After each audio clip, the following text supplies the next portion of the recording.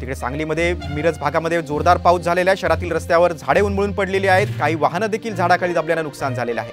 अग्निशमन दलाच्या जवानांनी फांद्या कापून अडकलेली रिक्षा देखील बाहेर काढलेली आहे। 3 रिक्षांचं किरकोळ नुकसान झाले, तर काही ठिकाणी आता झाडं पडल्यानं वाहतूक सगळी विस्कळीत झालेली आहे। सकल भागात पाणी साचलेलं आहे। पाण्यातून वाट काढताना वाहनधारकांना कसरत करावी लागते। सांगली जिल्ह्यामध्ये अनेक भागात पाऊस झालेला आहे, शहरासह ग्रामीण भागात पाऊस झाला आहे। मिरजमध्ये जोरदार पाऊस झालेला आहे, अनेक ठिकाणी झाडं उन्मळून पडलेली आहेत। झाडं पडल्यामुळे वाहनांचं नुकसान झालेलं आहे।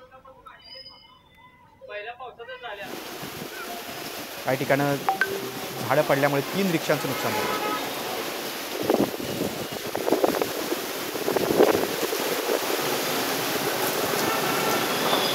वाऱ्यानं झाडं मुळासकट उन्मळून पडलेली आहेत, मात्र काही वाहनांवर झाडं पडल्यामुळे नुकसान झालेले आहे। आता जी बातमी आली त्यामध्ये 3 रिक्षांचं नुकसान झालेलं आहे।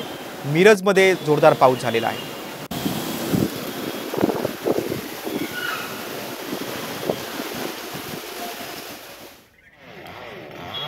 आपण हे 2 दृश्य बघतोय, एके ठिकाणी सकल भागात पाणी साचले तर दुसरीकडे झाडं काही वाहनांवर पडलेली आहेत। आपण 3 रिक्षा झाडं पडल्यामुळे दबल्या गेलेल्या आहेत।